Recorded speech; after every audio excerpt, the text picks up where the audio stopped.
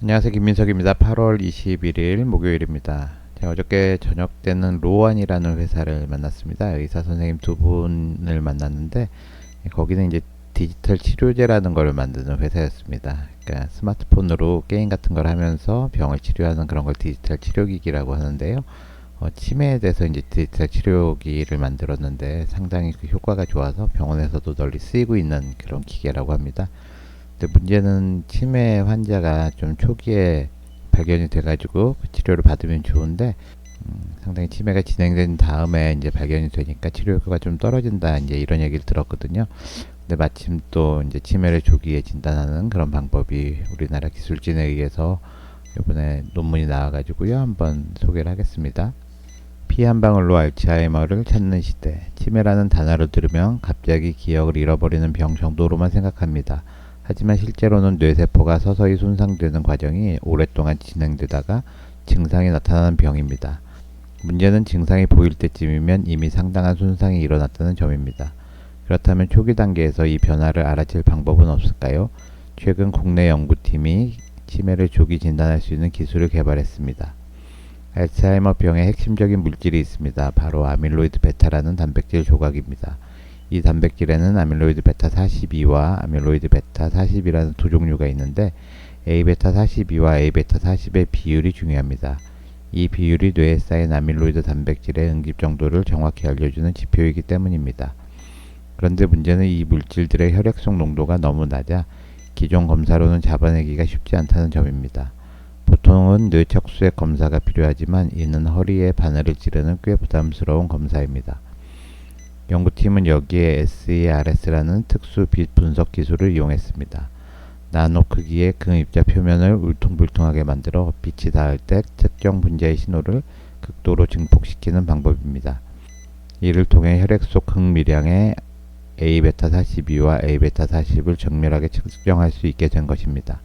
기존 검사법보다 최대 1천만 배 정도 더 민감해졌고 단 한 방울의 혈액만으로도 두 단백질의 비율을 계산할 수 있습니다. 이 정도면 피 한 방울로 알츠하이머 조기 진단이 결코 먼 미래의 이야기가 아닙니다. 물론 이 기술이 당장 병원에서 쓰이려면 임상시험을 거쳐야 합니다. 알츠하이머를 조기에 진단할 수 있다면 그만큼 치료 시작 시기도 빨라집니다. 치매는 한번 진행되면 되돌리기 어렵지만 초기에는 생활습관 관리나 약물로 진행 속도를 늦출 가능성이 큽니다. 피 한 방울로 치매의 그림자를 걷어내는 시대가 머지않아 다가올 것입니다. 이제 치매를 진단할 수 있는 방법들이 몇 가지가 있는데요. 제일 이제 자주 쓰이는 것은 이제 페트라는 이미지를 찍는 겁니다. 근데 이게 상당히 비싸거든요. 그래서 한번 찍는데 보통 한 200만 원 정도 하기 때문에 이제 비용 부담이 좀 있고요. 그 다음에 이제 아밀로이드 단백질이라는 거를 검출해 내는 건데요. 이제 피에서는 이게 어느 정도 진행이 돼도 잘 검사가 안 됩니다. 이제 워낙 양이 적기 때문에 일반적인 피 검사로는 아밀로이드 베타 단백질이 있어도 잘 검출을 못 해내고요. 이게 이제 뇌척수액이라 그래서 뇌랑 바로 연결되는 그런 물이 있거든요. 이제 그걸 뽑아서 검사하면 좀 정확하게 할 수가 있는데 뇌척수액은 허리에다 바늘을 꼽아가지고 그 척수 안에서 뽑아내는 거기 때문에요. 상당히 뽑는 게 이제 위험하고 뽑는 비용도 많이 들고 이제 그렇습니다. 그래서 이 피검사로 아밀로이드 베타를 측정해낼 수 있으면 가장 좋은데 기존에 이제 엘라이저법으로는 그게 상당히 어려워가지고요. 이번에 이제 SERS라는 검사로 보다 민감하게 이제 소량의 아밀로이드 베타도 측정할 수 있다. 그런 기술이 이제 국내 연구진이 그 논문을 발표해가지고요. 논문 한번 잠깐 살펴보겠습니다.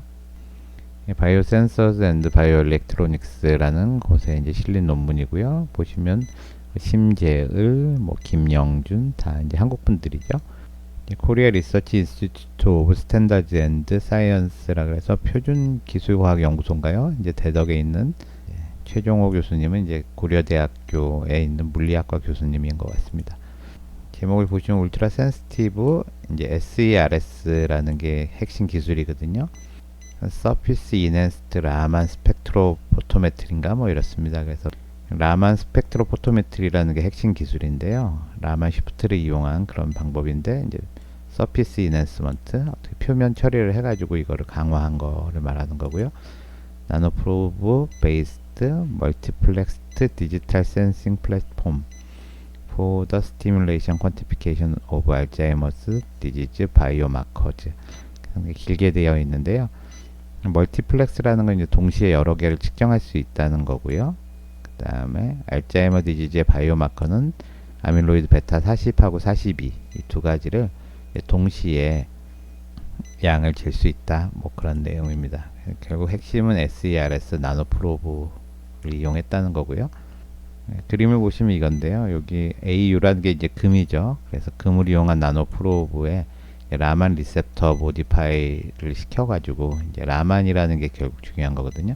겉에 BCS라고 울퉁불퉁한 걸 이렇게 갖다 붙이는 겁니다. 그럼 이게 결국 라만 리포터로 작용을 해서 여기다 이제 특정한 빛을 쬐면은 이게 이제 산란을 일으켜서 어떤 물질이 바인딩 했는지 안 했는지를 보는 건데요. 이 BCS를 이제 세 가지를 만든 거죠. 그래서 하나는 MBT, 하나는 MBA, 하나는 TFMBA라는 이렇게 세 가지의 라만 프로브를 이제 만들고요. 네, 이 중에서 이제 MBT 프로브에는 A베타 116이라는 그런 안티바디를 붙인 겁니다. 이거는 아밀로이드 42하고 40이 다 붙는 그런 안티바디고요. 그 다음에 녹색에는 이제 40이 붙는 거, 파란색에는 42가 붙는 거, 이렇게 이제 디자인을 해서 이 기판에다가는 일단 40하고 42가 다 붙는 아밀로이드 베타 16을 쭉 깔아 놓습니다.